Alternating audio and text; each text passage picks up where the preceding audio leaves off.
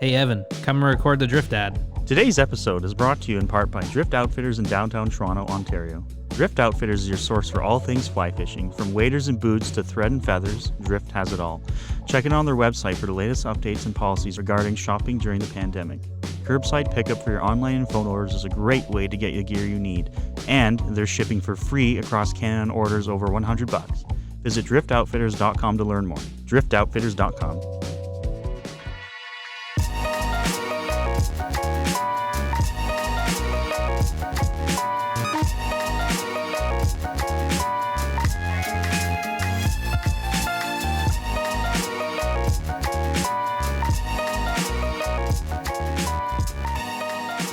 Hello and welcome to another episode of SoFly. It is June 21st, and we're recording another episode. My name is Mitch. We've got Aldo.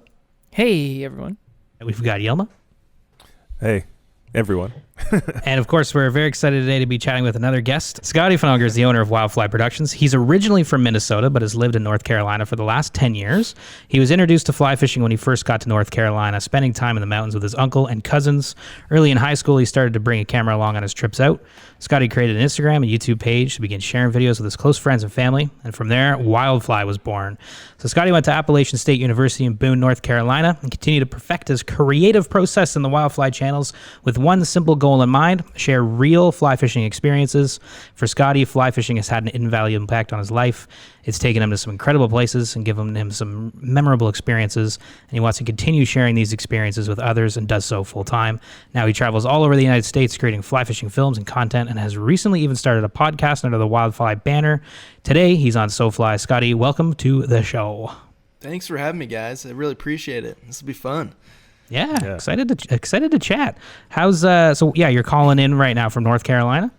Yep, I'm in Charlotte right now, right down in the heat of North Carolina. It's like Nice. midsummer, so it's it's definitely. I just got back from the mountains. I was up in Boone for the weekend, which is it's always nice to get up there in the summer because it gets so hot down here in Charlotte, and it's usually like 10 degrees cooler and no humidity. So it is the first day of summer. How's the fishing? that's right. It is today, yeah. That's right. That's What a true. day. What a day! You know, we've been waiting so long for this day. You know, it's been long awaited, and And it's there nice was a tornado today on the 1st of June. Was there? 1st of June. Up Yeah, here? well, that's what they said, yeah. Where? Rainy. Yeah, I Sweet bet Jesus. summer's a little delayed for you guys up in Canada, right? It is, man. Yeah, it was real cold. It was a cold, long winter, and of course, with COVID and everything, we were locked down pretty hard and couldn't leave the house, couldn't do any of that stuff. So it was a bad one, but it makes summer coming even sweeter. There's no doubt about that. Mm-hmm.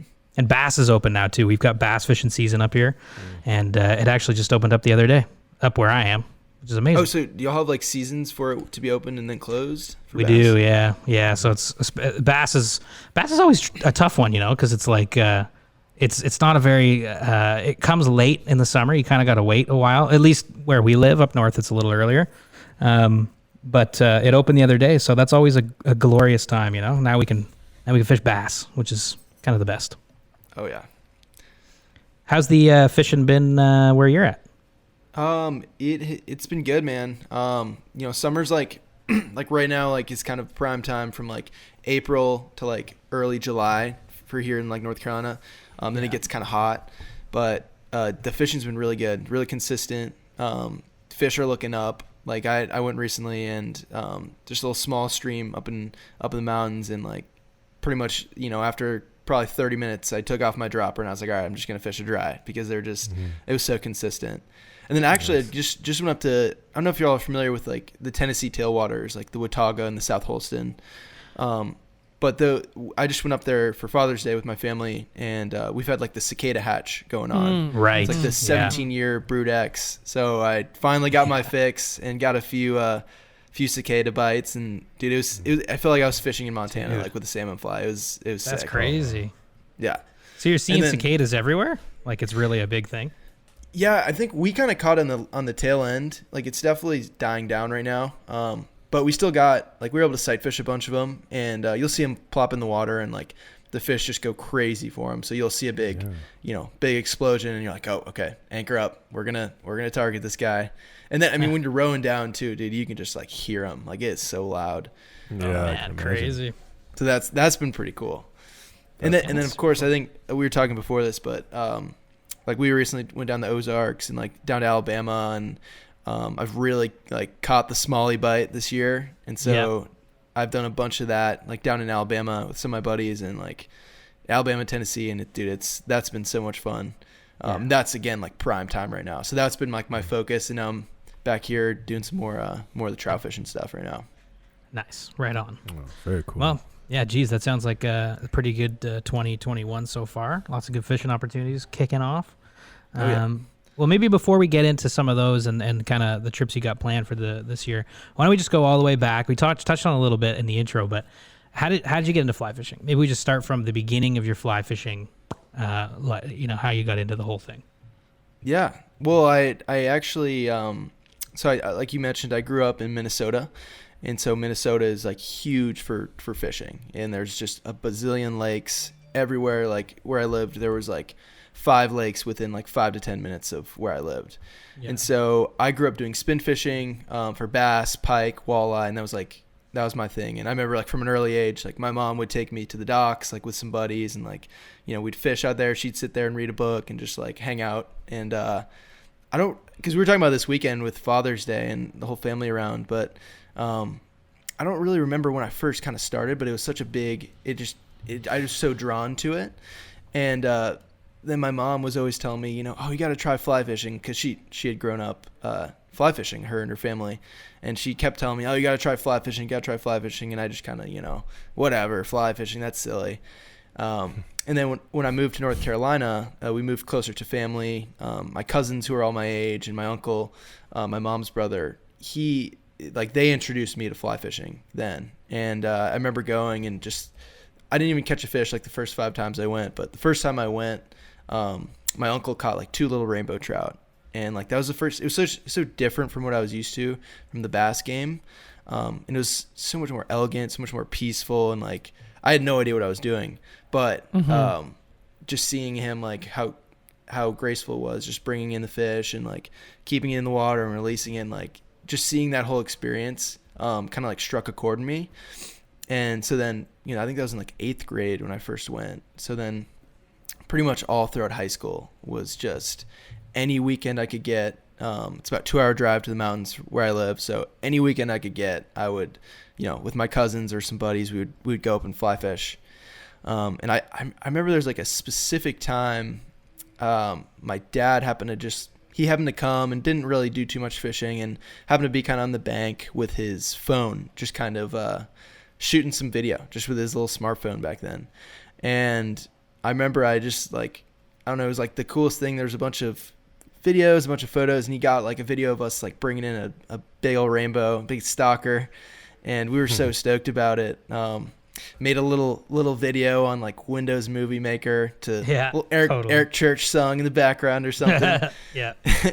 And it's still out there somewhere, and obviously looking back now, it's not very impressive video, but I think the process of being able to like document, like seeing be able to document what we were doing, like the fishing side, and then being able to share that with like my friends, my family, because I had been doing it for like a year or so, and like just was so enthralled by the whole experience of it, and I just like wanted to share it. So that kind of led to saving up some money to buy a little camera, and then just kind of brought a camera along with us every time we'd go, and would take some videos here and there, and just kind of started making these little simple like highlight reels from our trips with a background track, and putting it on YouTube. Back then YouTube was not much of, it was just like funny videos and like prank channels. So there was never like I want to be a YouTuber, or like this could be something. It was, I feel like pretty innocent at the time, just like putting them up there.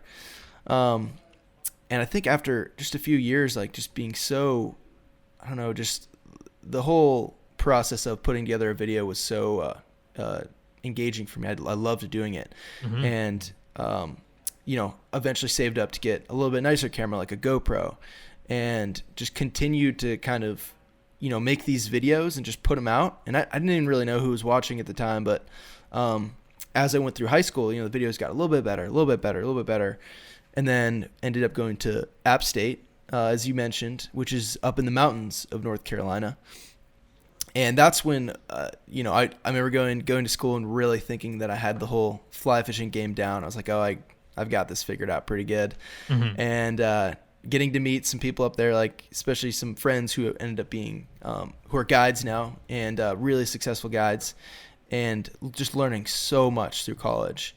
And being able to be in the mountains in a place where I could drive 5 to 10 minutes to a stream was huge for not only making videos, but just for my like development as an angler. Mm-hmm, because before I was having to drive 2 hours from Charlotte, to get to any sort of trout stream. And at that point you're like, you only get the day, or maybe you get 2 days if you're lucky. And you don't really learn. So it's the whole like time on the water, concept. Mm-hmm. But I guess, being in Boone, being in the mountains, fishing as much as I could while being in school, and then just making as many videos as I could, just Wildfly organically just kind of grew and grew. And, I think the more I did it, the more videos I put out, they just, became a little bit better.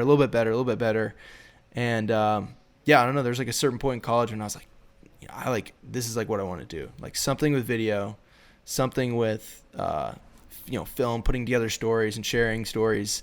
That's just like, I was just so grabbed by it. And so, by the time it was like senior year, I was like so ready to get out. I was like, can I just do this full time already?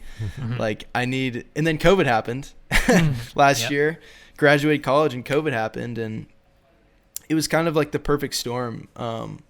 Because I was able, obviously there's a lot of downsides to the COVID thing, but I was able to really focus in, and I was home a lot. I was with my family, and I was really kind of eliminated distractions for me to really focus in on growing the brand and like really fine tuning my craft, and really kind of just putting my head into the computer and trying to figure this whole YouTube thing out and figure out this filmmaking thing out. And we've almost tripled in like a year in terms of subscribers and everything. So it's been pretty fun. That's year awesome. What a better year to be outside and fishing, Totally. And like, totally. It was great. I mean, coming from us, like, I think we fished more than last year than we ever had before, really. I mean, we didn't travel as much, but I guess we traveled in our province a lot. So I guess, yeah. But, it was weird, cool. man. I traveled more last year than I've ever traveled in my life. It happened to be 2020. It's just, but most of the time we were going to, going fishing. Like we were like going out in a stream with like, there's like nobody out there, Mm-hmm. So, but I think it definitely stressed the importance to all of us, just like how important it is to make sure you're making time for being outside and fishing, especially, and just like being around good friends, and like it's just so vital this day and age. Yeah, no, 100%. So okay, going back for a second, because that kind of covers like that's like quite the history to cover right there. Yeah, I just kept going. I was just rambling. No, it's good. It's good. It's a whole picture there. I love it. But I think but yeah, I think the things I'm wondering right now are, firstly, what was it about fly fishing that kind of got you excited when you started? Like, what hooked you, as they say? Yeah, I think just going down to like, I love challenges. I love like being challenged, and I think there's maybe something about the spin fishing in North Carolina, like Charlotte. A lot of it was just like fishing in a pond, and you just put on like the plastic worm or your bait or whatever, and you throw it out there into the pond, and you just reel it back in. And there was like this like challenge aspect to fly fishing that was really attractive for me, and I guess I kind of just gravitated towards that. And I think more than that, just like the whole experience of it. And I think I was very fortunate to kind of get into it with my cousins, who are all like, I would consider like my best friends. And they still live in Charlotte. We're still very close to this day. And so like the shared experience, I think from an early age, was something that was kind of highlighted. And the more I've done it, the more amazing people I've met throughout the years. Like, it's incredible. Some of my best friends I've met through fly fishing. So I think there was something about, I think also it kind of felt like it was almost this like exclusivity type of thing. Like I didn't think that, like, there weren't that many people doing it at the time. Like none of my friends were fly fishing, and I don't know, it was kind of like our own thing that we had. But yeah, just being able to be on a river, especially in North Carolina, and it's just like, you hear the water going down, and like you're just in such a beautiful place. And then like seeing videos of Montana, we just like would fantasize about Montana when we were younger. Didn't get to go until just about like 2 or 3 years ago, but man, it was cool to go to get out west finally. Yeah, I bet. So when you got into the filmmaking side of it, were there some films that stuck out that excited you, or was it sort of just like you just started filming and that process took you away? Was there an inspiration to the whole thing when you started? Yeah, I think it's kind of funny. I know back in I think kind of some of the first films I got into were like the Montana Wild films. Like, do you remember Montana Wild at all? Yes. Mm-hmm. Yeah. Yeah, not really a huge, they kind of got into a little bit of trouble a couple years ago. But when I was first getting into it, seeing like just average dudes, right, just going out, and there was nothing flashy about it. There was nothing like we're these big guides that like know everything. It was just like these dudes going out, yeah, and making like pretty solid videos, like really good videos at the time. Yeah, and I think that kind of struck a chord in me. I was like, damn, like we could do that. Like I could do that. Right.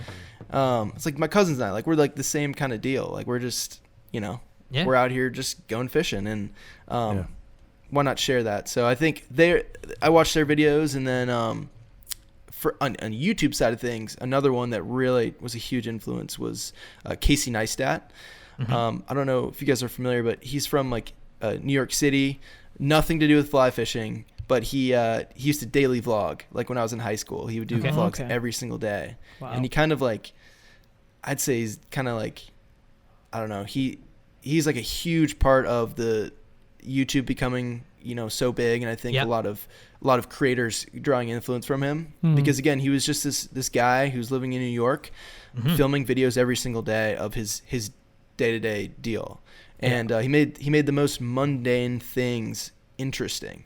And he was just, again, like an average dude. And so I think seeing him, and they weren't like, all the videos weren't like super, super high quality cinematic. There was a lot of like rough cuts and like funny moments. And it's just like, and he was blowing up. And, and so I think that was really cool to see that it's like, you don't need like, every video doesn't need to be like this crazy, polished cinematic masterpiece. Like people really relate and I think connect to a story more so that's well told. And that can include all the, like with fly fishing, like you guys know, is it's not perfect. Like there's moments when you get hooked in the tree, or like your buddy's talking shit to you, or like there's stuff like that happens that like maybe wouldn't fit into like a cinematic film, but like that's stuff that just happens on the water. So like, why not share that? Like, why do you need to cut those pieces out? Yeah. There's so I'd say those. Yeah. Mm-hmm. Sorry, I was saying there's an authenticity to that look, which which that's one of the other reasons why people can connect to it. Like, is this real? These guys catching so many fish? Yeah. I mean, dude, I think sometimes people will comment like, how do you guys like get so good? I'm like, dude, we're not that good. Like like there are people that are way better than us at this. We do our best, but we're learning. Every day's learning. Yeah, you're constantly learning, right? And the YouTube. Do you know Good Mythical Morning? Do you watch that show? That YouTube channel, Good Mythical Morning. What's it called? It's called Good Mythical Morning. Good Mythical Morning. I don't. Because you're talking about Casey. I know you're talking about the YouTube thing. I mean, those two guys are from North Carolina, and they've made a huge living on YouTube. And it's kind of this idea that YouTube's becoming it's like a network. It's like a genuine network for content. So is Wildfly then like really all about? Or is your move right now YouTube and just going hard on YouTube? Yeah, that's been my main focus for the last like 3 years. I know I was on Vimeo in the early days, because everyone's like, oh, you got to put them on Vimeo. Like all the fly fishing like films were on Vimeo. But man, just like seeing like what people were doing outside of, because fly fishing YouTube is not like, there's no one that's like done it. Like there's no like roadmap to be like, here's how to do it. Right. And so I've drawn a lot of like what I've learned about YouTube and just inspiration from like creators outside of the fly fishing space. Yeah, that's smart. And the industry is just like the other industries, are just much more ahead. And so seeing what YouTube has done for so many creators and for how companies are integrating with YouTube.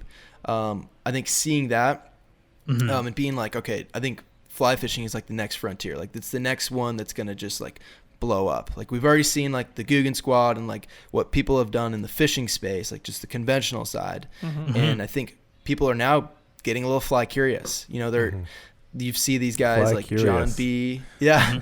Some of these bigger YouTubers who are like dabbling now in fly fishing a little bit, and people love it because there's a, you know, it's growing. It's a huge, it's growing at just a crazy pace right now. Yeah. Do you ever find it what's the best way to word this question? But do you ever find it? Sorry, just coming from my end, like because you know, us churning out social media content and whatever. Do you ever find it stressful, or what's the stressful part about constantly creating content? Like, do you find that there's a pressure there, or like something that's always in the back of your head, like, oh, I haven't posted today, or in a week or a month, or, you know, do you? Because I find it challenging, I guess. So I'm kind of like asking for myself. Like, do you find it? You know, do you find a certain pressure with constantly having to keep up? Yeah, man, it's a challenge for sure, and I think it's like it's taken a lot of years. It's still not there, but like, just trying to find a balance of like, you know, what's posting like too much, like why am I posting? I think that's a good question to ask. I think I think for a while there I was just like posting a picture. It's like, oh my God, I haven't posted in a while. I need to post something. But I think now it's more like I'm trying to, like when I post, I want to be more, what would you say? Like I want it to be like intentional. Like there's something behind what I'm posting about, right? Like maybe it's we just released a new video, or I want to promote a video that's going to come out, or maybe we just dropped like new merch or new apparel, like. And if there's like something that I feel like I want to say as well, like that I think maybe is, you know, just something I want to say like to our audience. I think that's when it, you know, kind of puts stuff out. But on the YouTube side, yeah, it's a grind, man. And I think I know like the recipe for success that people have done, and like it's, you know, it calls for consistency. And so you know, just the last couple months I've been really pushing, trying to do every other week and even every week if I can. But you know, it's kind of one of those things like you just got to put your head down and like grind out the videos. But then it's like there's also the side where it's like if you post too much, you know, you're degrading the quality. So it's just a balance that, you know, I'm constantly trying to figure out. But I'm kind of under the philosophy of like, you know, a perfect book, or let's say like a good book that's released is better than a perfect book that's never written. And so that's been a philosophy I've adapted because I just innately am like a perfectionist. Like even with that like bio I sent you, I spent way too much time like on it. So I think getting to the point where it's like, what's your there's a certain point when you just have to be like, okay, this is good. Like this is finished, right? Like I like maybe it's not perfect. Maybe there's things here and there, but the more that you can, I say finish projects, the more you can like complete a project and get through it, even if it's not the perfect piece, like you feel good about it, but it's not perfect. The more that you can do that, I feel like the more that you'll progress as like, this is really with anything, but especially like for a video, you know, you put it out there and then you're like, all right, back to, you know, square one on the next video. How can I like improve this time? And so like looking at it like video to video and really trying to stay consistent. Yeah, it's definitely a challenge. And I think people say like, your audience, like your YouTube audience, it almost feels like your boss sometimes, because it's like they've subscribed, they're relying on you to put videos out. And I don't, so to say, have a boss because I work for myself, but they almost are like my boss because they're, you know, if I don't put videos out, then nobody's, you know, there's nothing for people to watch. Totally. Right? And they tell you if the content's good or not, right? Yeah, exactly. Right. Yeah, exactly. It's like, Scottie, I don't like this. Well, that brings up a good point. Like, do you know, do you ever feel pressured by your audience to make a certain type of video, or do you find that you're still making the videos you want to make? Yeah, no, that's a good question, man. I think it's definitely a mix of both, because I will see, you know, I try not to get too into the comments, because I think even just reading good comments is like, it's very nice, but it like, at the end of the day, it's not providing you that much value, because I don't know. So I try to take each comment with a grain of salt. Sometimes someone will say something like, "Oh, you should show some more like raw moments in there." Like I've gotten that before, and like, figuring out the things that like, oh, you know what, you're right. Like that would maybe make like, it maybe add to the story a little bit better, or maybe like make the videos a little bit better. So I think it's nice to have an audience now that like is very engaged, and they definitely let me know like what they think, and I appreciate every comment that we get.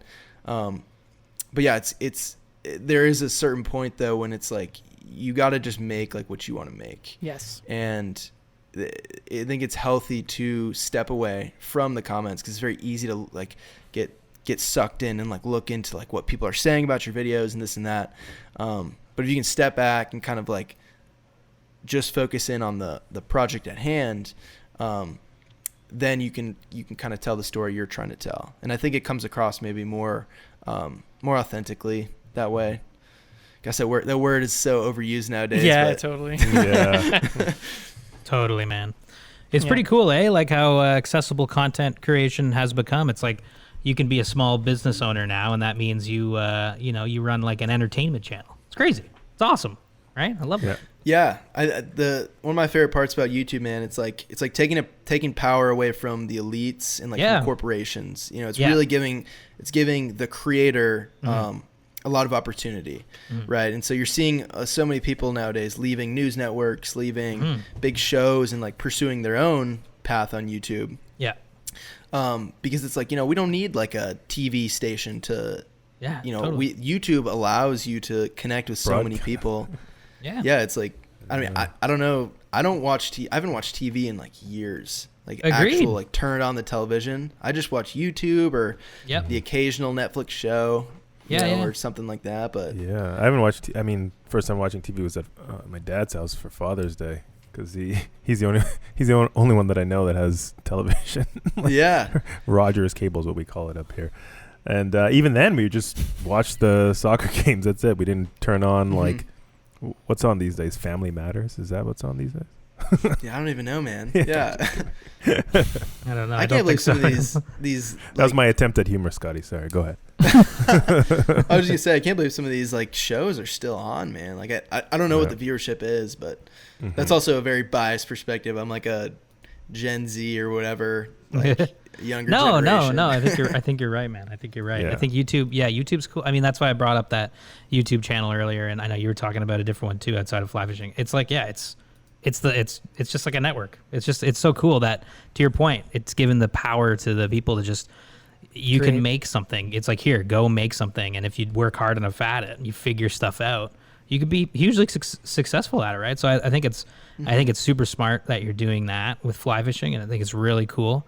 And you make some great content, and you've taken some great trips.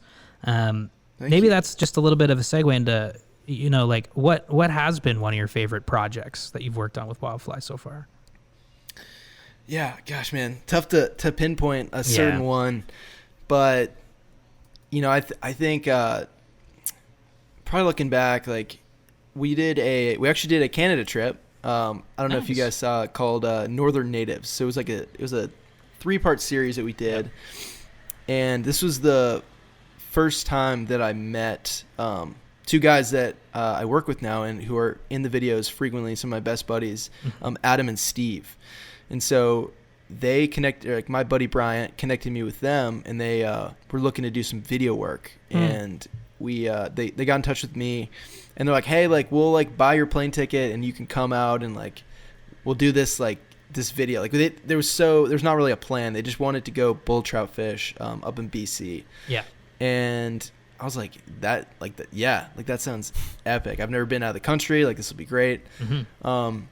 Flew into Bozeman, met the guys, and we got to know each other on the 8 or 9 hour drive up to BC. And it was such a how it is when you meet other anglers, and there's something about it that you just click. Like, you just click with them right away because you've got like this common thing that you are all super into. And so for them, it was like that. Like, we just clicked right away. And they were super fun guys, easygoing, and like not the traditional like super serious kind of purist type of fly fisherman, which I had kind of been around when I was getting into it with certain people. But I think they just made it like, it was like refreshing. It was like, oh my gosh, these guys are so much fun. Like they're not taking it that serious. Like they're, you know, we fish hard. Like we go and we fish hard, but they weren't like, this is the end of the world kind of thing. Yeah, and totally. So that trip, just seeing like a completely new landscape. The only time I had been out west before that was 2 weeks prior. I had gone to Montana with my cousins. And so like, I really hadn't seen out west in person. Mm-hmm. And so like, you know, BC is unreal in the mountains there. And so we got to fish all up in there, and we were fishing for bull trout, and I ended up catching like a 34-inch bull trout. And it was like mind blowing, dude. That's I was so ruined after that. It's probably the most memorable fish to date. Yeah. That's a massive bull trout.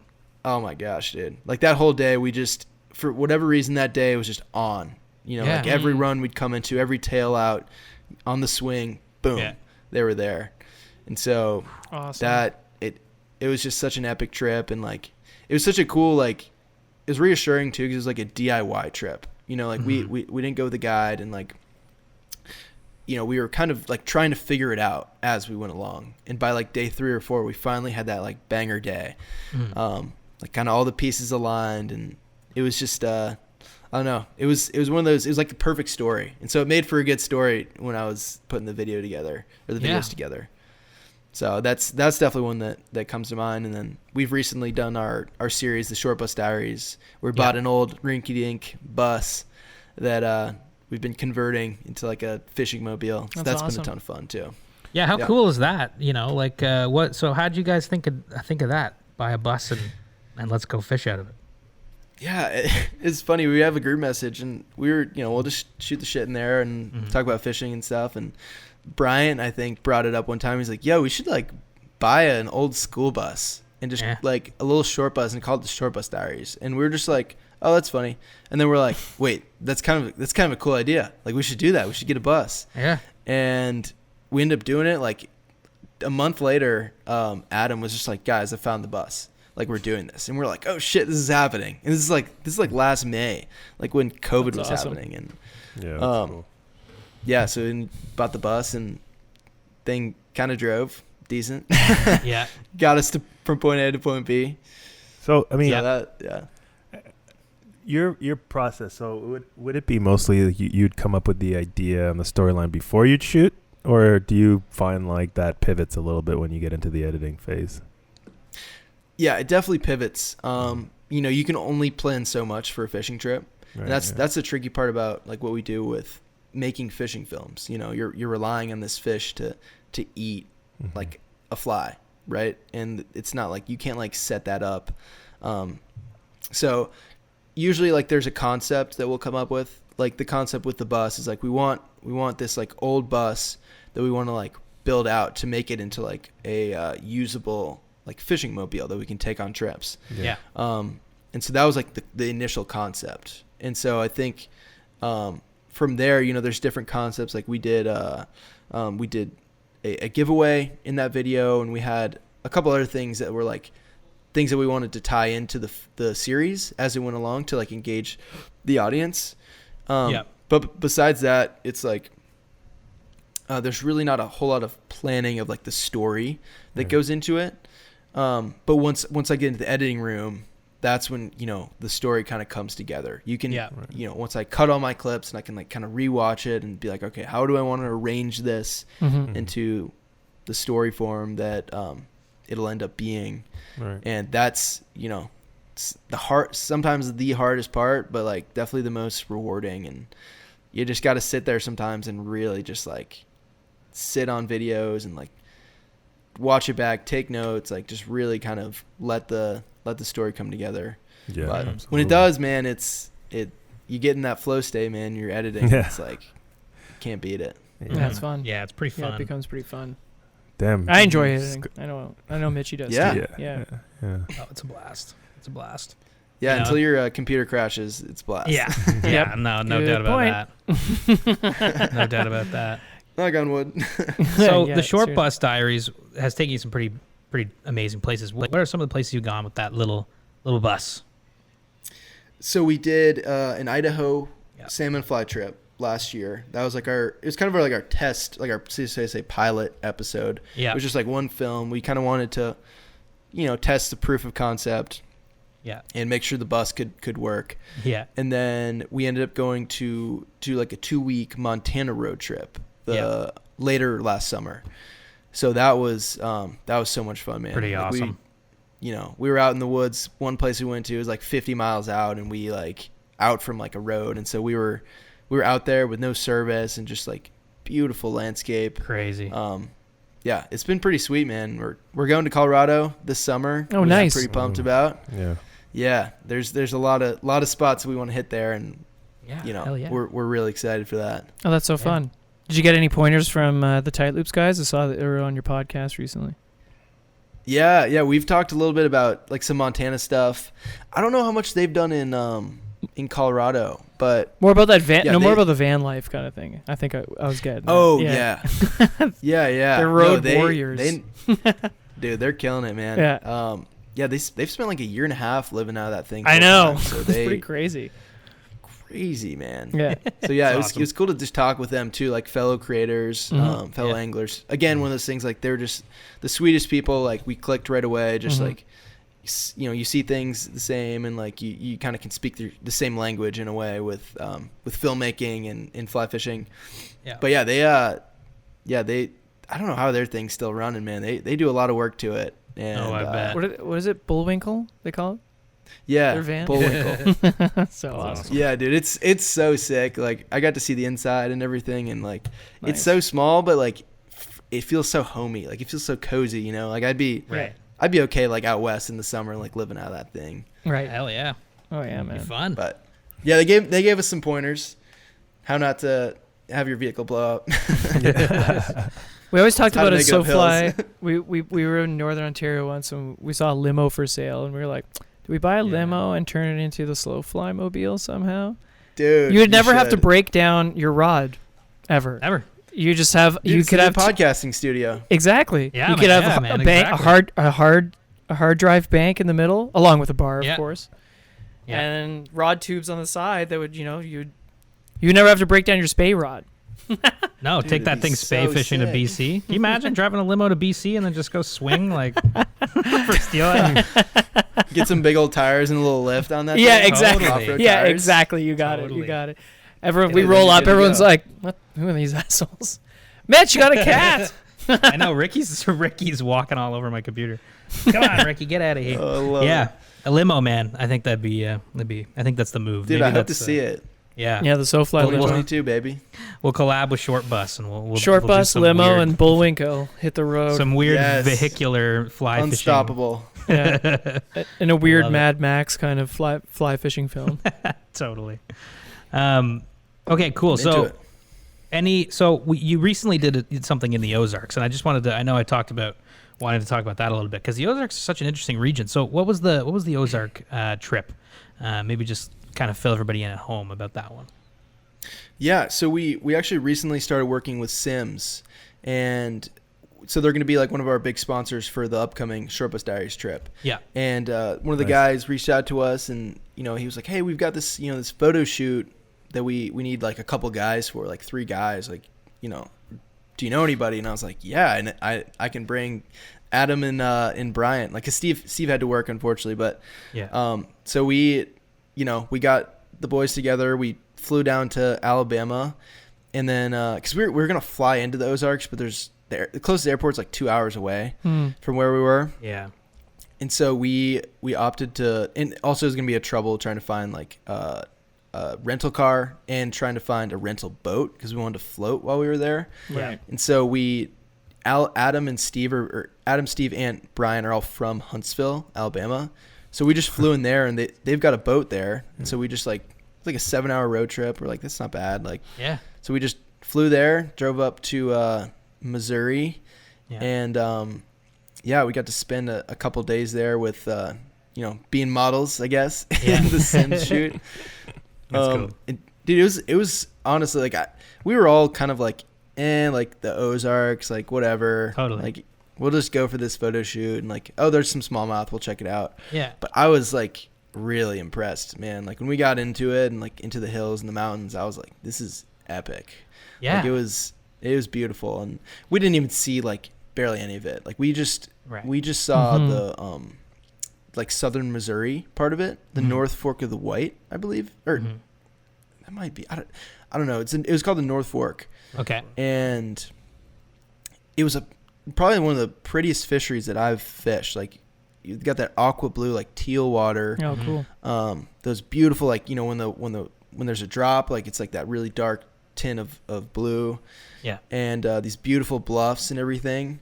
But it was like one of the prettiest fisheries. But like apparently after talking to locals and talking to people, they had a really bad flood a couple years ago that kind of like, it was like really bad. Like houses got washed down, which kind of messed up the river. And then they also had a dam downstream that was taken out that kind of allowed the stripers to move up. And so the stripers kind of cool, but then they also hurt the trout population. Right. Okay. Yeah. That sounds so cool. So I would have loved to fish for stripers. That would have been cool. Be crazy. But, yeah. But there was like the fishing was just not on where we were. Caught a few smallmouth. Caught a pretty nice rainbow. But it really impressed me, man. Like for Missouri. Cool. Because I'd only really been through like St. Louis. Yeah. And so I hadn't seen any of that. Right. Yeah. But man, our plan was like we were gonna go down and fish like the Buffalo or like Crooked Creek, like one of those smallmouth streams down in Arkansas. But it just this like monsoon came in and we just kind of got rained out. Yeah. So we just had to bebop back to Tennessee, Alabama, and just catch some smallies there, which was still fun. That's awesome. That's cool, We'll man. be back. Yeah. Hey, you know, it's somewhere to go back to. I mean, I remember years ago watching Anthony Bourdain did an episode on the Ozarks, and he went to the Ozarks, and I was like, that looks like such an interesting place. It's like kind of, the way the show depicts, it's a pretty tough place, you know. It actually in a lot of ways kind of reminds me of kind of just the north of Ontario, where it's just kind of, I guess any rural place has just got this like kind of toughness to it, you know. But it'd be an interesting place to fish for that reason, and smallmouth, of course, like kind of interesting, different fishery, you know. Yeah, and like we wanted to fish the white too, which the white's like famous down there, and like especially night fishing it. I know people that will night fish it, and they catch just absolute monsters. It's insane. So we didn't, unfortunately didn't get to do any of that, but we after seeing it, it kind of was a reassuring, like, shoot, we need to like actually plan a trip here, not just like, oh, like you guys should come to the Ozarks, and it's like, oh, whatever. Seeing it, we're like, yeah, we need to come back. First time I caught a cutthroat was in Arkansas. The white. Yeah. And the North Fork. Isn't that so bizarre? Yeah. That they have cutthroat. Yeah. Crazy. Yeah, it was pretty bizarre. I wasn't really expecting that. I was like, oh, it's my first fish of the trip. I was like, a cutty. Nice. Yeah, in Arkansas. You said were you on the North Fork? Yeah. So I was at the confluence of the White and the North Fork, and I fished the White once, but I only had 1 day on a boat, and the rest was walking waiting. So, because the White is like, it's pretty huge. It's pretty wide, eh? Yeah. Oh my gosh. It's massive. It's massive, and I was like, yeah. Show up there with your rod and to wade. And you're like, here's my 5 weight. Yeah. Exactly. No, I kind of knew because actually, funny enough, the guy who owns the fly shop in Toronto here, at the time anyway, the guy who owned the fly shop down there, they went to guide school together. So that's how that kind of happened. And he took me out, and it was pretty, like, yeah, you're right. It's just like the browns are just crazy. It's just crazy. It's crazy. Did you guys do any streamer fishing, or were you all bug fishing? Oh, it was all streamer fishing. Yeah, like for the browns on the White anyway. And then when I was on the North Fork, it was just nymphs and dries and stuff. Yeah. Do you guys do much fishing in the States? Like, do y'all make it down to the States? Like, are you? Most do have. I haven't been fishing yet. Yeah, man. Yeah, we go down. We COVID last year, we hadn't really fished, but Aldo did a big trip through the States in like 2018. That was the first foray into it, Aldo, for you? Pretty much. I mean, well, aside from like, so Mitch and I both grew up in Ottawa, like nation's capital, and there's not really there aren't trout streams around there. No. But really close, like just about an hour away, we can get to Malone in upstate New York, and even a little bit further, Lake Placid and like the Ausable. That's where I learned how to trout fish. Actually, was in and around Malone. Like I would go there almost. Fuck man, I'd always go there every weekend, to be honest. Mm-hmm. Oh, and so like when I was in my teens, and then I love fishing the States, man. We went down to Texas for the first time a couple of years ago to do redfish, and slowly been in Montana a couple times. Just Florida, I love Indiana. fishing. Went out to Indiana. Went out to Indiana. Actually, you know what? Maybe we do go to the States. We're kind of off. Yeah, quite a bit. I mean. Which state haven't we fished in? yeah, exactly. But never to North Carolina. And North Carolina's sneaky, man. No, for sure. I think y'all would like it. Well, we had good, eh? Chris Barkley on Barkley Fly Rods, and he was going on about all that. A good friend of ours who lives in Ennis, Montana, is moving to Tennessee as well with his family, and he's going to start guiding there, I think. There's just so much to explore. So much to explore.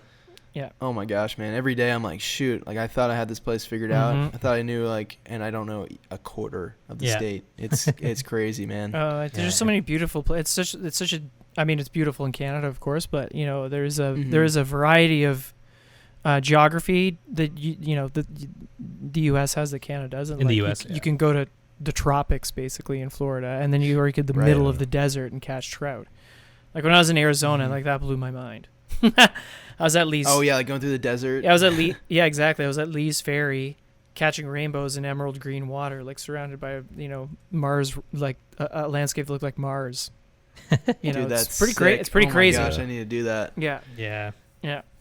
That's awesome. Yeah. Do you got any trips? Like you got some trips coming up. You're doing Colorado. What's the first trip coming up in the U.S.? Where are you going? Yeah, so we're working on like a Utah trip.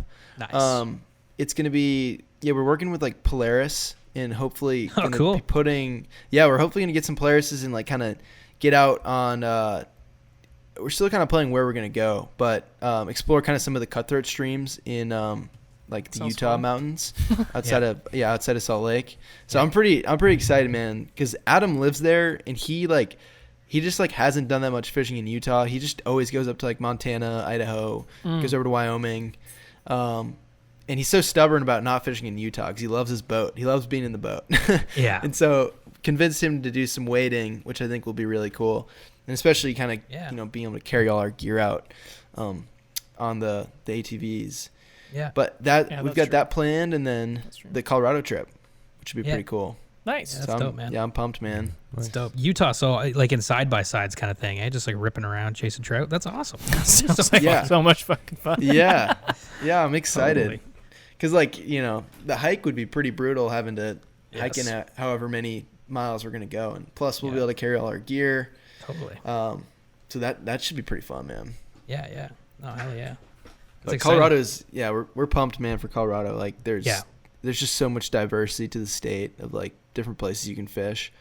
I mean, you can fish in, like, the canyon, like the Gunnison. You can go up to an alpine lake. They've kind of got it all. They've got tailwaters. They've got, small stream stuff. That should be pretty fun. Yeah, that's wicked. Oh, that's great. And you know what? COVID is kind of like, things are looking hopeful. So it's what a fantastic, time it is right now. We can all start looking forward to some fishing trips and hanging out with people and all the other stuff. I can't wait to get back down to the U.S., man. It's going to be good. Hopefully soon. Yeah, y'all got to hit me up, man. If y'all make it, if you guys want a tour guide for North Carolina, or if y'all are making it somewhere near here, I'd love to show you guys around. Oh, man. That'd be crazy. Totally I'd love would that. do that, man. I'd love that. Yeah, no doubt. I'd love that. Okay, we're going to take a quick break, and when we get back, we're going to ask Scottie Mitchie's Fishies 5. Today's episode is brought to you in part by Gill's Fly Fishing International. Gill's Fly Fishing International provides the destination fly fishermen with the best personalized trip planning and booking experiences possible. And they run FFI Magazine, an online fly fishing magazine with articles from your favorite fly fishing writers. The magazine is filled with tips, trips, and tightline stories to get you jacked for your next adventure out on the water. Visit flyfishinginternational.com to learn more. That's flyfishinginternational.com.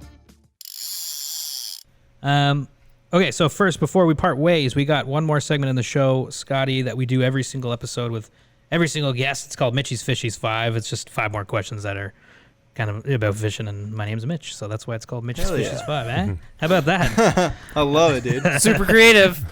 Yeah, that's what we do over here. Jeez. That's what we do over here. Pulitzer stuff. Yeah, man. Did one of you guys start Tesla? That was Mitch. Definitely Ilma. That was definitely Ilma. Mitch. Okay, so the first Mitchie's Fishies 5, and if you had to pick, it's kind of those types of questions, but what is your favorite fish and why? If you had to pick a favorite fish to chase or just a fish that you just like for some reason, what would it be? Gosh, man, that's so tough. I feel like that sometimes that question could depend on the type of fishing I'm doing at that time. Because like if you asked me like 3 weeks ago, I'd be like smallmouth. But like if I go on a red fishing trip, I'll say redfish. Yeah. But besides that, I think I'd have to go with the bull trout. Like, nice. Catching bull trout up in Canada was like one of the coolest things. Yeah. And we caught some cutthroat that like, you know, we'd be like pulling the cutthroat up towards the boat, and the bull trout would just come out of nowhere, like a 40 inch bull trout, and you're just like, holy shit! We gotta do bull trout. That's a freaking shark. That's awesome. Gotta do it, great man. answer. We gotta do it. Bull trout. Yeah. Dude, yeah, I know. they're, dude, yeah. Get over there to BC, or I mean, they're the whole Western Canadian region. It's I'm sure like Alberta too. I've heard has really good. Oh yeah. Yeah, bull trout fishing. Fernie is. Yeah. Yeah, you can find them in Fernie too. Yeah. The elk. Yep. Yep. Yeah, the elk. exactly. Yeah. So many good spots. No, I think that's a great answer. I love that bull trout, man. That's great. Yeah. That's great. Totally, man. Okay, number 2 is if you could fish anywhere in the world right now, where would you go and why? Assuming it's the best time of year to go there. Like the fishing will be dynamite. It'll be on.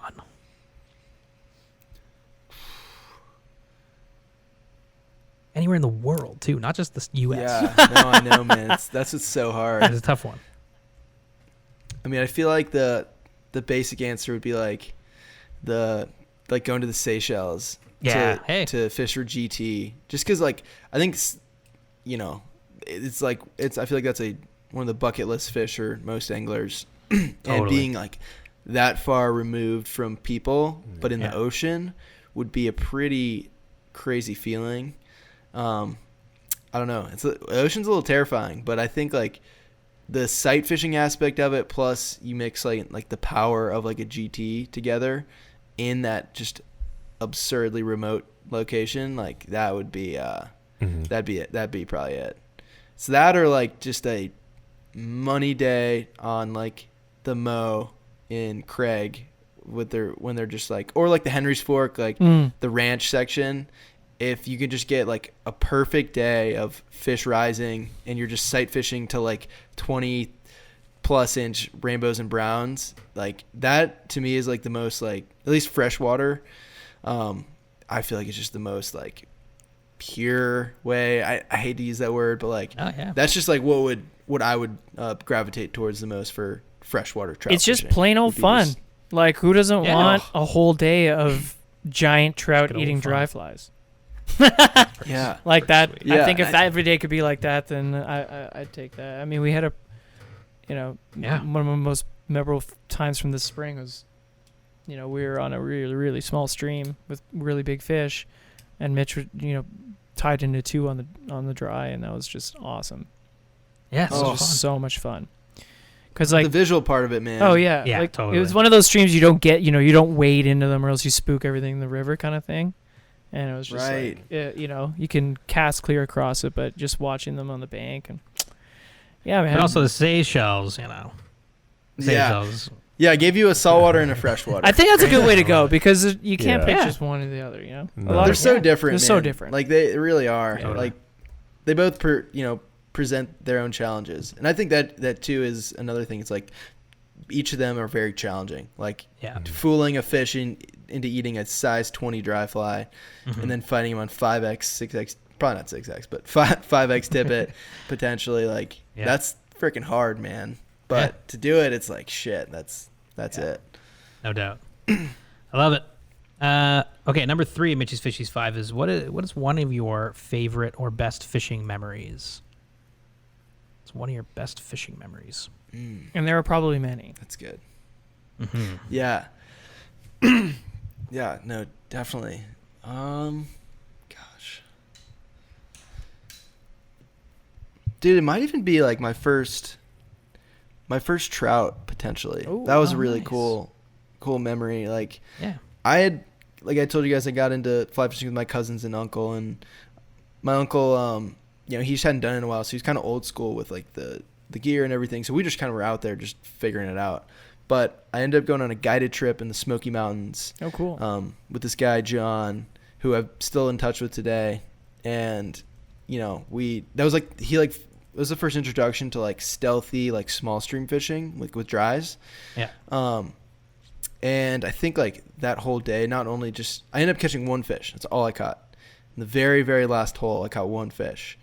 But that whole day, just like I had definitely like a bunch of shots at fish. Yeah. And now it's like second nature to go do that kind of fishing. But like seeing that for the first time, and like that feeling of like, sneaking up on a hole and like getting on your knees and like making a cast and reaching out, I think that like really captured me. Yeah. And especially the small stream stuff. And the end of the day, it was like the perfect story, man. Like I'd missed a bunch of fish all day, and I was like, like I said, I had been like 4 or 5 times, and I hadn't caught a trout. And I was like, Jesus, like, what am I going to, should I just give this thing up already?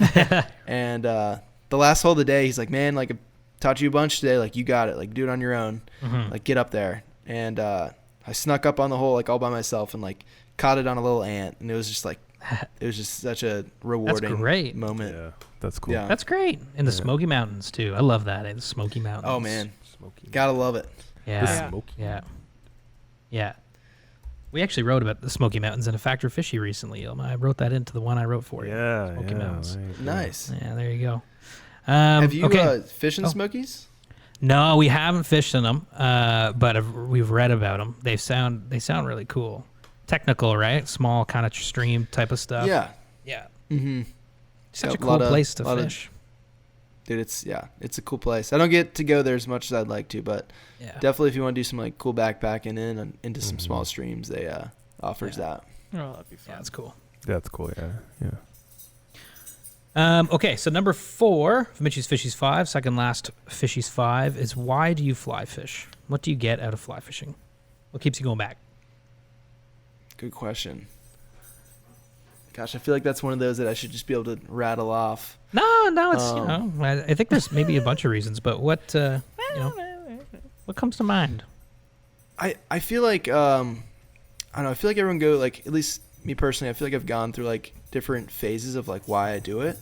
For sure, that's a good point. I feel like at first I'm just like, I just want to catch fish. Like I just want to catch fish, and then you catch a bunch of fish, and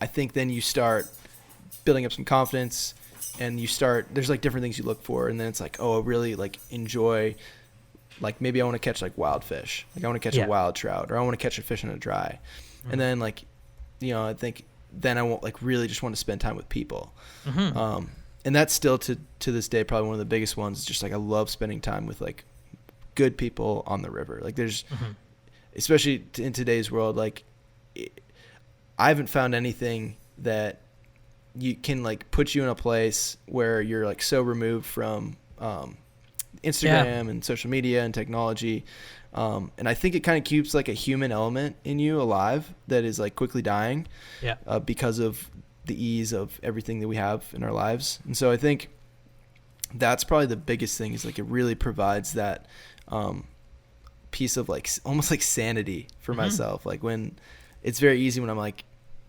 grinding for like a week or at home to like get all anxious and like get, be on social media too much. But like I'm always going back to like being on the river, spending time with good people. And I think now even, man, it's so much about wanting to get others into it, whether it's my family or my friends, people who watch my videos on YouTube. I think so much of it now is like I know like the feeling like fly fishing gives me, and I know how much it's impacted me. And so if I can provide that as much as I can back to other anglers who maybe don't have that yet or are like searching for that, then I'm like that's like really fulfilling for me. So I think now it's just like, how can I get others involved? And it's funny because I'm not a guide. Like it's like my form of making an impact on the community, for the fly fishing community, without being a guide, you know? Yeah, for sure. Well, it's like you were saying earlier, shared experience, right? Yeah. Yeah. Exactly, man. It's a great point. You know, I don't think we've ever really heard, like, I don't think anyone's ever said, like, the reason why I fly fish changes. Because I think that's a great point. Like, I think the reason why I fly fish changes all the time. Mm-hmm. You know, so that's a good point. It's a good point. I haven't thought of that before. Yeah, no, exactly. And I think it'd be almost, I don't know, if you're just doing it, like if you're just doing it for yourself and you're just going out there and like, I have to catch this fish because I have to, you know, maybe there's people like that, but I don't know. I feel like there's, like you said, that shared experience is so important. I rarely fish alone just because I love being with people, not only because it's safe a lot of times, but like, just to spend quality time with somebody and not have this phone that's blocking our communication. Totally. You know what I mean? I know it sucks. I'm sick of screens. I'm gonna freak. I'm gonna lose it. I can't talk on screens anymore. I'm gonna flip Aldo. Yeah. It's been a long. It's funny though. It's like like what you guys do with your podcast and what I do. It's like you're putting out content for people to digest and watch, and you're like, but you're also at the same time you're trying to be like, no, actually don't watch this, go fish. Like spend less time doing this. So it's like it's a balance, you know. Exactly. Yeah, the great thing about podcasts is it's like we need people to fish so that we have something to talk about, you know, because if no one was fishing, it'd be a pretty boring podcast. What you do today? I didn't at each other. Fish. Yeah. Dude, and the podcast space is so incredible, man. Like, it's fun. The amount of like information and like perspective that people get to hear now, and how accessible it is. Like, you know, people can learn. Like, I've learned almost everything I know video wise and like YouTube wise from podcasts and from YouTube. Like, I don't know. I think it's fun, especially this. Like, we're connecting, and it might not be in person, but maybe one day we'll be able to fish together. Well, I mean, but just the podcasting space is so cool. Yeah, and that's a really good point. Actually, we've gone to places because of, you know, connecting through this. Yeah, you know. Yeah, and like Mitch always says, it's like you can't just cold call, email people, like some of the people we've had on the show, and yourself included, and be like, hey, you want to like just chat for an hour and a half? You're like, who the hell? But it's cool. It's like, well, I got this podcast. Nobody really listens to it, but do you want to come on it? And then all of a sudden you're talking to John Gierak. You're like, okay, cool. Totally. And there's something about like turning the mics on too, and I feel like stuff comes up in conversation that like wouldn't otherwise come up, you know. And so sometimes you get to like a really, and it takes a while, I feel like, to get into a conversation, like really get into something. You know, in like a world of the news where it's like 2-minute sound bites, you just don't really get to hear people's points out. So like this is a really, I don't know, really good space for people. Yeah, and there's so many layers to, especially, you know, if you have like a guy, you know, depending on how long somebody's lived or short, like, you know, there's so many layers to their life or things you discover throughout a longer conversation that you can start going down a path on. Yeah. I mean, you know, we've had, you know, we write, you know, questions and kind of like an idea of what we think the show's going to be like, but it doesn't, like you said, when you're editing, you know, sometimes you just have to pivot, and it might be a good thing, you know, start talking about something you never thought you'd talk about, you know? Exactly. Yeah. That's it, man. Yeah, 100%. Yeah. Okay, number 5, Mitch's Fishies 5, is if you were a fly pattern, what would you be? If you were a fly, what would you be? What would the Scottie fly be? And an existing pattern. If I was a fly pattern, that's a good one. We've heard a lot of things. We've all the way from squirmies to, you know, atoms, all over the place. Oh my gosh, that's funny. I'm a squirmy, dude. By the way. Oh, there you go. Okay, I was wondering who said that's that. Me. I'm the squirmy. Yeah, there you go. I'm a mop fly then. Nice. I am what is. Yeah, exactly. We just came out with a T-shirt that It says normal nymphs for normal people, and it's like an egg, a squirmy, a mop fly, and like a woolly bugger on it. I love it. Like one of Adam said it in like a video one time and just cracked me up. Hell yeah. But I would shoot, just because I've been doing a bunch of smallmouth fishing. We're actually talking about this. I would probably be, so my buddies Adam and Steve have a fly company called Blue Line Flies, and one of their flies is called the Cooter Brown, and it's like basically based off this dude from the Civil War. It's like an old wives' tale that like the only reason like you couldn't get drafted into the war in the Civil War was like if you were like mentally sick or like if you were just sick, or if you were drunk. And so this guy basically like stayed drunk the entirety of the Civil War. And so like it's a Southern saying, I guess. It's like, you're drunker than Cooter Brown. That's not why I'm the fly, but it's just like it's such a good streamer pattern that like I feel like you can use. It's like versatile. Like you can use it with floating line and it'll kind of be on top, or if you put sinking line, it'll dive deep. And so I just think like I always love being like a versatile angler, and like just I think it's important to be a versatile angler, not just be like, oh, I'm just a dry fly guy or I'm just a streamer guy. Like so that fly you could kind of fish, on top of the water, you can fish below it, you can kind of adjust the depth. Oh, it's a great looking fly. It's a great looking fly. I'm looking at it right now. It's awesome. Yeah, dude, you should order one. I'll tell Adam. I'll be like, yo, I got you some flies sold, man. Where's my royalties? Yeah, where's my commish? It's a good looking pike fly. Yeah. Wait, I'm spelling it wrong. Cooter Brown? Yeah. I'll send it the to first word is not. It's not. It has another meaning, but it's not that meaning. Right. Don't worry. Got it. Understood. Clear. It's a guy. I had to tell you the story and the wise tale so people don't freak out. Oh yeah, it's a whole thing. I mean, he's got a Wikipedia page. We love smallmouth fishing up here. So yeah. He stayed drunk the whole time. That's badass, man. Yeah, he lived right in the middle, and so he was eligible for draft on either side. Instead, he just got wasted. Hilarious. Dude, imagine just being that hungover. Oh, gosh, be hungover forever. It'd be crazy, man. Couldn't believe it.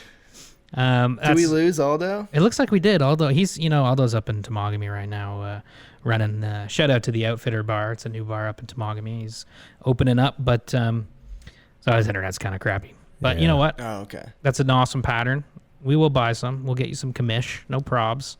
And there you go. We'll go bass fishing with it. But yeah, man. Thanks, Scottie, so much for coming on the show, dude. It was fun. Yeah, it's been a pleasure, man. Yeah. Talk to you for hours. I appreciate it. It's been a good time. Dude, I know, man. Like, where did that hour go? Yeah, like, I know.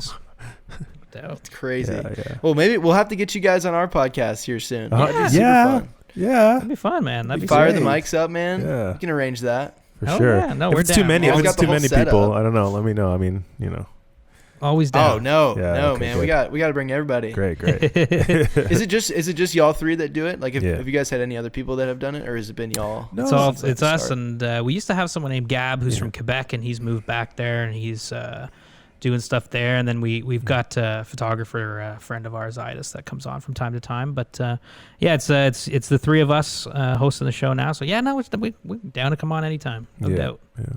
Yeah, especially y'all use Riverside, so you guys got the whole setup. It'd be money. Got it all down. Yeah. But you know what? Before you go, Scottie, do you want to plug Wildfly or anything that you got coming up or coming out, or tell people this is kind of that time to just direct. Yeah, plug away. Yeah, man. If anyone who hadn't heard of us, definitely go check out our YouTube channel. It's just Wildfly Productions. That's probably where I'd definitely send people. And we've got a really fun short Bus Diaries series coming later in the summer that we're gonna be going on that trip. And we've got some really cool stuff kind of in the works. Just working on kind of executing it now. And so I think it's going to be a good year, a good rest of the year for us with putting stuff out. But then we also have some new apparel that's going to be coming out, some summer gear here in the next week or two. So that's on our website, it's just wild-fly.com.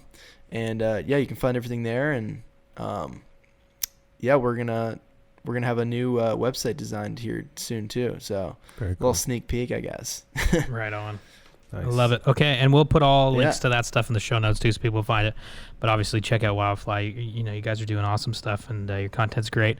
And super nice guy. It was great to chat, man. Thanks again for coming on the show. Likewise. It was fun.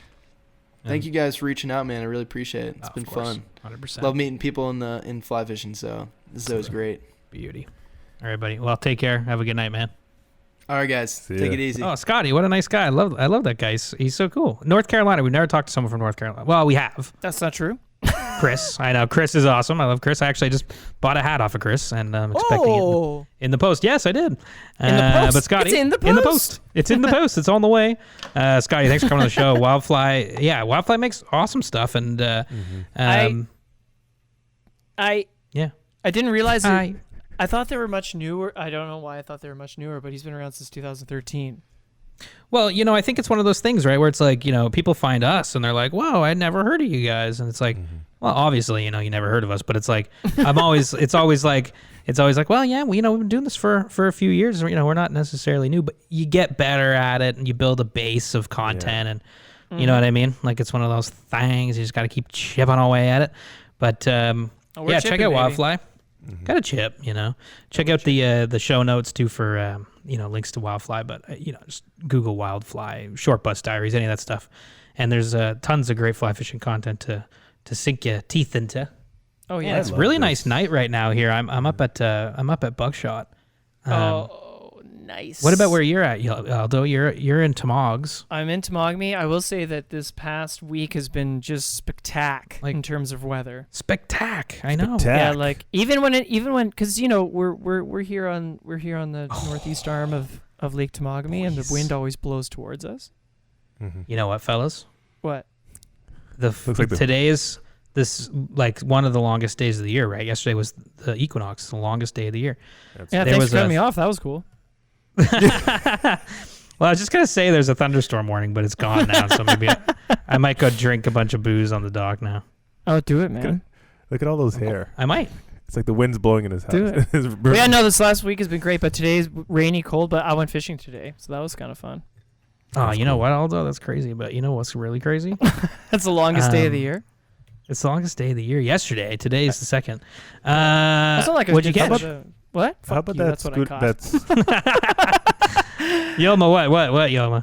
No, I was just gonna say, how about that Cooter Brown fly? I'm gonna definitely purchase a couple and bring it over to the cottage whenever I get an invite. But also in Toronto, because you forgot to ask me. Aggressiveness it's there. Beautiful. It's beautiful. Is it? Yeah. Is it? Yeah, but I noticed you're in shorts. Nice. I know. I bought your shorts, although I said I'm getting those muttonhead jogger pants shorts, and I got them. Although it looks so fucking crazy. He's so crazy. Look at his hair. Right on his mic. His hair is crazy. Well, I just it was just we had a good. I took the chef out here, Sam. He's from England. He's living in Peterborough the last couple of years. His first time living in Tamogami, and I took him fishing, and he caught his first fish. So suck on that, crackers. What kind of fish was it? Oh my god! He caught a pike and a smallmouth bass. Oh man, those were his first fish. Yep. On the fly rod. And the pike was actually kind of cool. It wasn't big. It wasn't that big. No, not on the fly rod. Yeah. It wasn't that big, but he cast. I was like, let's put a cast by that dock. We were drifting by a dock on Lake Tamogami, and we saw the pike come out, and he missed the lure, and I was like, just keep reeling, and then he like missed it again, and then on the third swat, it got it. So it was like it was a really fun thing. And then we were fishing like a little rocky shoal, and he got us. I picked up a couple smallies, and I was like, change your lure, and he put on a little soft plastic. Yeah, got the job done. But it was kind of fun. He's like 23. Crazy. He was like, this is pretty sweet. He's like, I don't have to go buy my own fishing rod. And I was like, yes, you do. Well, there you go. Hey, I mean, you got someone into fishing. Get him a fly rod, though. Yeah, seriously. But we got what I'm saying? Like by rain. This is the first day it's rained in a while. Which is a good thing, though. Right. Keep the forest fires at bay, Yeah, for sure. Yeah. God. So scary. Yoma, you went carp fishing with Matt Martin. What was that like? I did. It was a great. Actually, I'm going out with him again on Sunday. For more carp? Go carp fishing again? Yeah, I didn't take as much video as I wanted to. He's like, dude, I don't care. Just come fishing with me. Like, it's not like, don't we're not bartering. Come fish. Basically, Okay, we should cut this Let's off. go fishing with you. Let's go. Okay, now. Yeah, carp fishing was I'm amazing. not editing any of that. Any of that? Just keep talking. You always tell me. You always tell me to edit, and I'm like, I'm not gonna edit. I have no time to edit. No, I just think, no. When I went, it was just great, and it looked beautiful. Like it looked. Yeah. The pictures we saw were amazing. Like it looked like you were. I think you were saltwater fishing or something. Yeah, it did look like you were saltwater fishing. So when we got to the spot, it looked like we were Cian Can. Like it looked like Mexico. Yeah. It was turquoise water and levels of blues. You get the dark and then like the different, and it just like this. It looked gorgeous. Georgian Bay is gorgeous, as we all know, but this was really spectacular. And you could see tailing carp, just like bonefish, you know what I mean? And as soon as we got there, obviously he hooked one, and he's fighting it for a little bit, and yeah. So anyways, Nice. but yeah, so I'm going out with him again on Sunday, and I'm gonna. Oh well, that's fun. I mean, yeah, it looked I'm glad- awesome. I'm He glad just you posted did. a picture today with a 38-pound fish. I saw. Yeah. 38 pounds. I'm glad you had a fun day. I mean, fishing with Matt's always a blast. I'm glad Matt's that you amazing, man. He's got out for some fish there. That must have so been busy. Busy And, with the jar. It's the 21st now, but in a couple days, it's someone's birthday. Oh my God! Thursday. Thursday, it's Mitchie's 30th birthday. Fuck I'm gonna you. be 30. Whoa! Whoa. Good Jesus! Yeah. So what does yeah, that mean? I yeah. mean 30. I mean I know. What should that I get you? A sense of humor? Oh! Hey! Well, if I'm turning 30, what does it mean? It means you're turning 40, right? When's your birthday, Yoma? It's July, right? That's not funny. I'm turning July 39. I'm not turning 40 this year. 40's July next year for me. 16th, right? You 50. turned 39 last year. Oh, 15th. I No, knew are you that sure? too. How old am I? I'm not 40 yet. I think Yoma, dude, you 40, turned 39 dude. you turned 39 like 8 years ago, man. You're like You're every 39 year. It's when I like met you. it's my 39th birthday for 5 years in a row. Guys like 40, yeah, 45. Yeah. Well, Oh my God. yeah. And yeah, Bass is open. I didn't even realize it was the third Saturday had passed here in June. And I was like, oh, yeah, Bass is open. I didn't even realize it. Oh, it It's felt really so good. crazy. Felt so good catching it. Yeah, because I caught 2 bass. It was my first 2 bass of the season. I was like, oh my God, I forgot how fun they are. Just I know. Yeah. So smoked a fun. leech pattern and just jumping all Yeah. over the place. Yeah, I might go they're fish. best. I might go fish for a bit. Right Yeah, now, you 'cause should. It's almost You know what nine. you should about do? a half an hour of You sunlight. should. You should. I'm gonna. There are so many caterpillars here, guys. There's a thing going on in Ontario where there are a ton of gypsy moth caterpillars, and I know people listening to this are like, "Oh yeah, I got those around my house." It's like an infestation in eastern and southern Ontario. It's crazy. Like I got here and I was like, I got out of the car and I was walking around and I'm like, it sounded like it was raining. Okay, it sounded like it was like kind of pouring rain, like just a little bit less than pouring rain. And I was like shocked. My mouth was wide open because I was looking at the leaves, like just standing there for like Shut a my minute, mouth wide open. straight up. But here's what happened. So I'm just standing there for like a minute or two with my mouth open, like looking up at the leaves, thinking Eating like it's not raining. What is this noise, right? Then I get in the house and like I Google it, and it turns out that the noise I was hearing was actually all the millions of caterpillars around me, like just like their poo, like they were pooing. Ew. And then after, you kidding yes, me?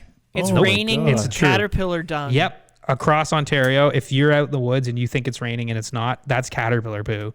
And Steph was like, dude, you were walking around outside for minutes with your mouth wide open, just like looking at the trees. Guys, that's how I started this whole. I'm not even joking. It's insane. I'll send you the link to this after. I was like, that's disgusting, and I'm not going outside till they're gone. And That's like okay. July. They're vegetarians. It's clean poop. Hey! Oh! I don't think that's how poo works. Oh! I don't think. I think poo is poo, Vegetarians. no matter what you're Yeah. eating.